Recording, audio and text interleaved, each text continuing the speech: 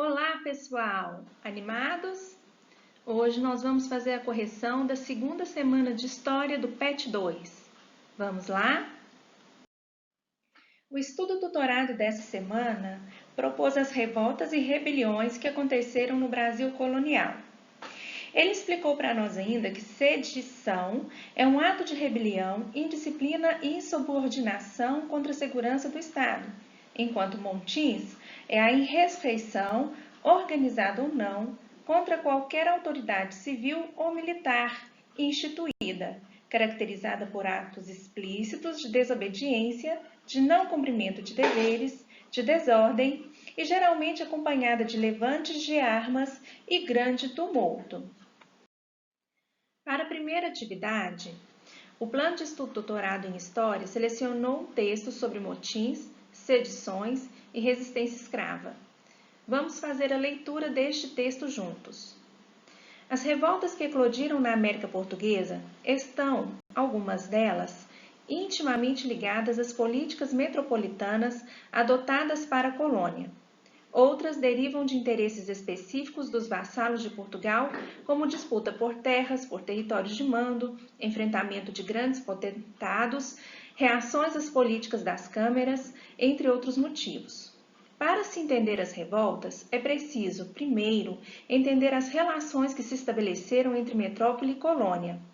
Isto não é muito fácil, porque há inúmeras interpretações historiográficas acerca de como essas relações foram configuradas e cada uma dessas versões explica a eclosão das revoltas de forma diferenciada.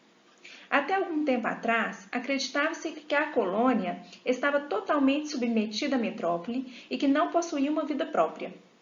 Essa interpretação defendia a ideia de que as colônias, em geral, eram satélites das potências europeias e só faziam responder os seus interesses econômicos metropolitanos.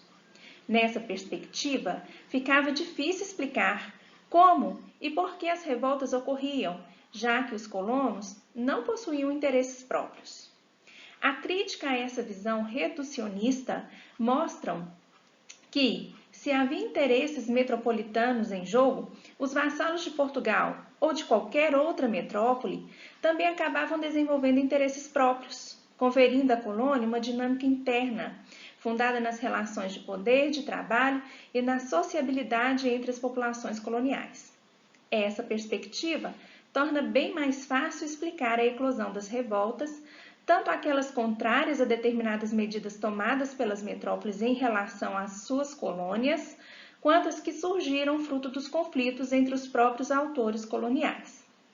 De acordo com essa versão historiográfica, as autoridades metropolitanas procuravam respeitar os costumes, as tradições e os interesses dos colonos, uma vez que, desrespeitados, era um motivo suficiente para iniciar uma revolta. Havia convenções estabelecidas entre o rei e os seus vassalos que deveriam ser observadas para manter a paz na colônia. Entretanto, muitas vezes as convenções foram desrespeitadas. Recentemente, uma nova interpretação da administração portuguesa em relação às suas colônias voltou a tornar difícil entender os conflitos de toda a ordem que eclodiam na América Portuguesa.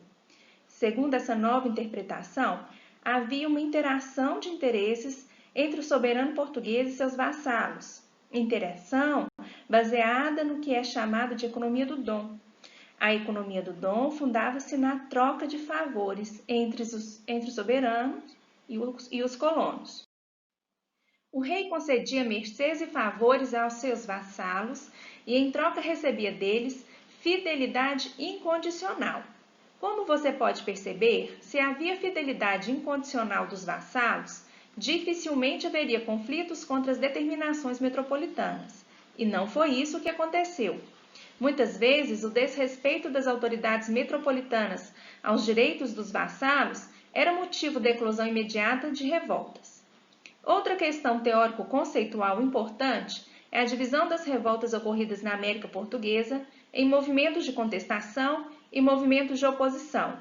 Nessa perspectiva, movimentos de contestação são aqueles também chamados nativistas, que não colocavam em pauta a separação da colônia de sua metrópole. Esses movimentos seriam característicos da primeira metade do século XVIII ou anteriores a esta data. Já os movimentos de oposição seriam aqueles que pretendiam se livrar do jugo metropolitano e seriam caracterizados mais especialmente pelas inconfidências, características da segunda metade do século XVIII, conjuntura em que, por suposto, as ideias iluministas passaram a ter influência nos homens letrados da colônia e as revoluções americana e francesa foram exemplo para as conjurações na América Portuguesa. Hoje já é possível discordar dessa posição. Todas as revoltas coloniais tiveram muitas faces. Elas não foram só de contestação ou só de oposição. Há movimentos de oposição nas primeiras décadas do século XVIII, assim como há os de contestação no final dos 700, de acordo com o arsenal conceitual adotado por essa postura historiográfica. Por isso, é importante estudar os movimentos nas suas especificidades, sem construir tipologias que engessem a análise de cada um deles. No que se refere à resistência escrava, a análise é bem diferente. Não havia convenções entre o soberano e os cativos que, embora tivessem direitos, muitas vezes eram vítimas de extrema violência de seus senhores. Não obstante, seja preciso relativizar a posição de vítima que a historiografia marxista conferiu ao escravo e relevar as negociações e acomodações entre cativos e os seus senhores. Muitos escravos negaram o sistema escravista e procuraram formas para escapar da escravidão ou enfrentá-las de forma violenta. Na América Portuguesa foram inúmeras as revoltas, especialmente nas regiões mineradoras. Infelizmente, não se pode, em um livro didático, abordar todas elas. Contudo, é preciso conhecer pelo menos as mais importantes. Após a leitura do texto, nós vamos ler e resolver as seguintes questões.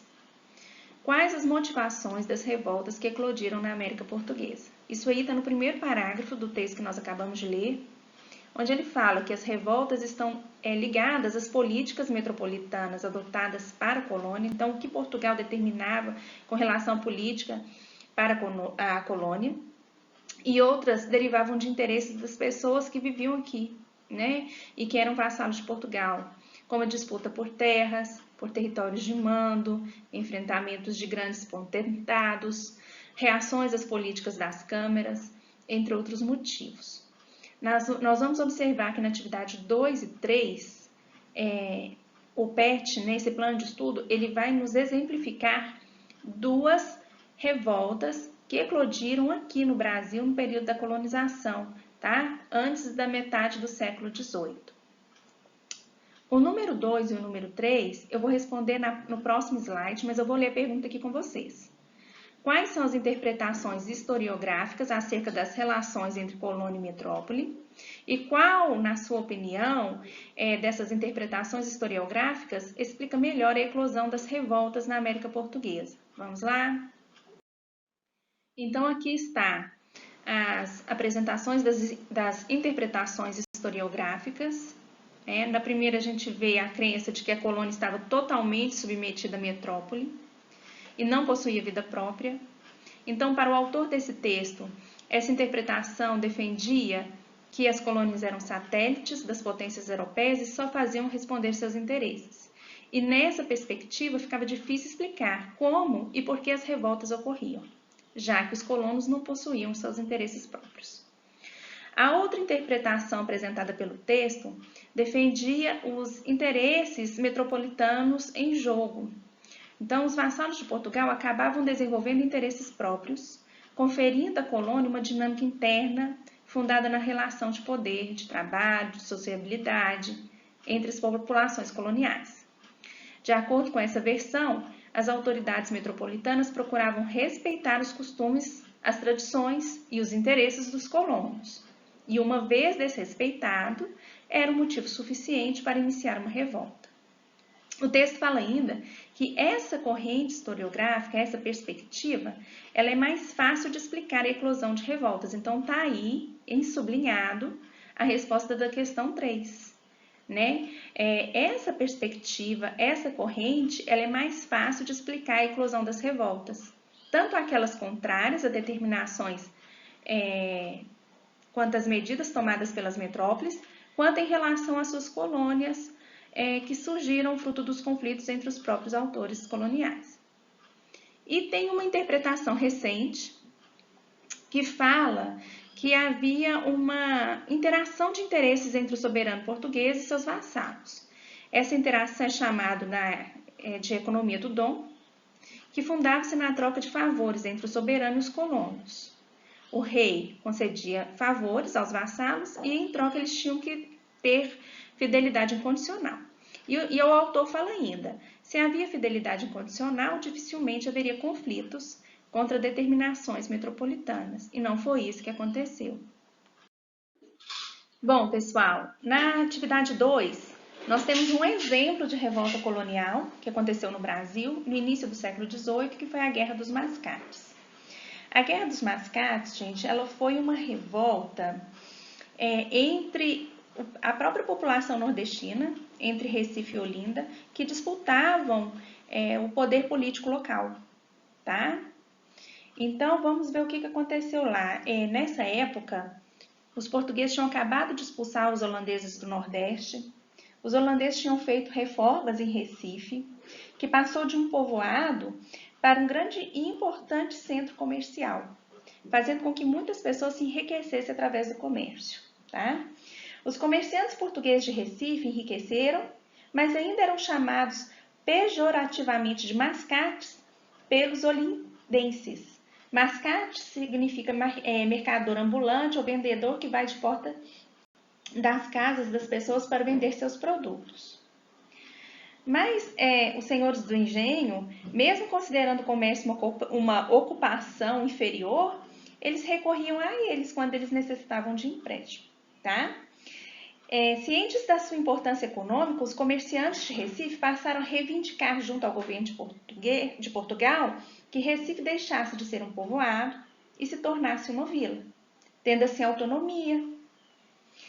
E aí, em 1709, o rei Dom João V elevou Recife à condição de vila. Só que Olinda não aceitou, ela não queria perder a autonomia da capitania, tá?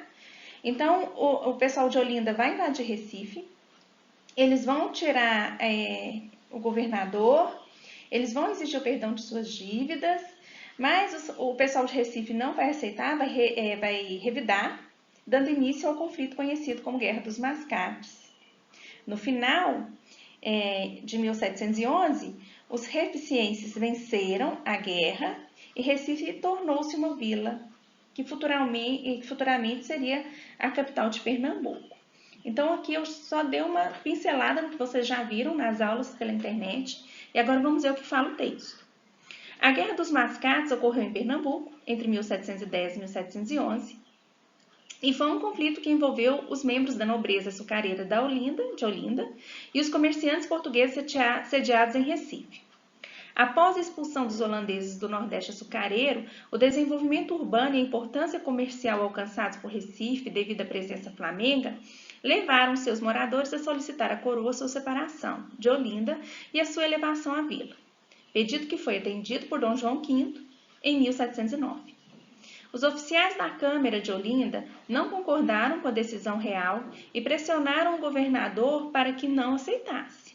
Contudo, o governador Sebastião de Castro e Caldas, homem de pouca política e totalmente inábil, apoiou os moradores de Recife e lhes permitiu a construção do Pelourinho, que seria símbolo da autonomia administrativa dessa nova vila.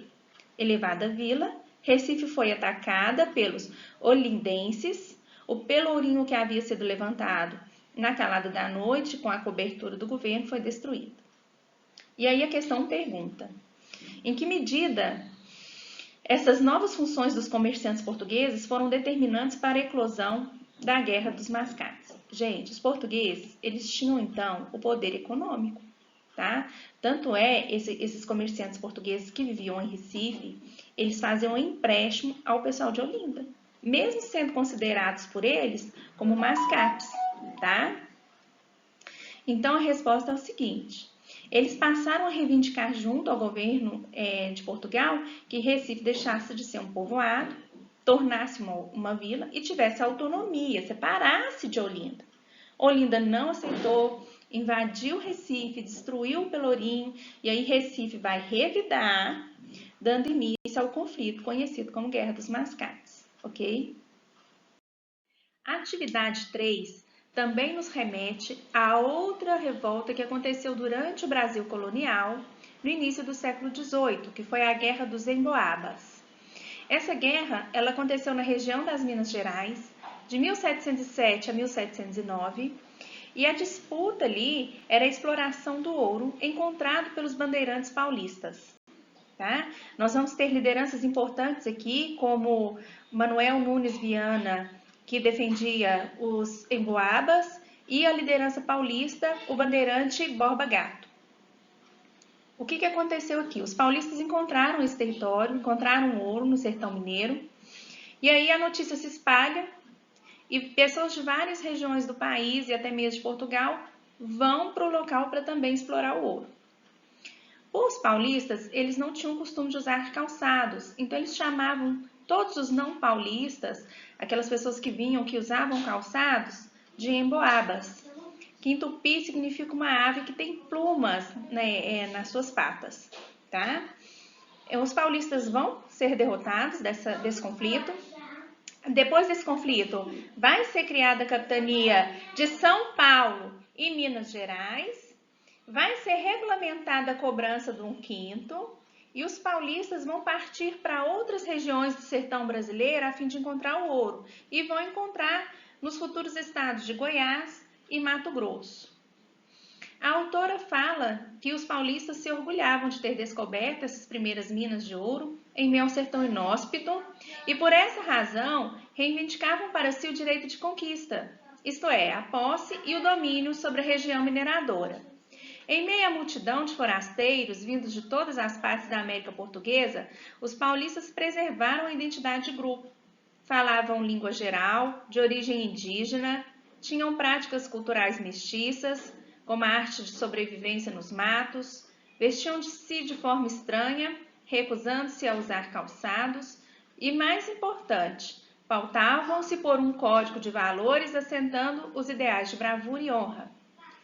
Isolados pela Serra do Mar, desligados do circuito da economia açucareira e voltado para o apresamento dos índios, os homens da Vila de São Paulo e Campo de Piratininga se organizavam em clãs e parentelas que disputavam entre si a honra e o prestígio social. Mas não era somente isso que fazia os paulistas um grupo à parte.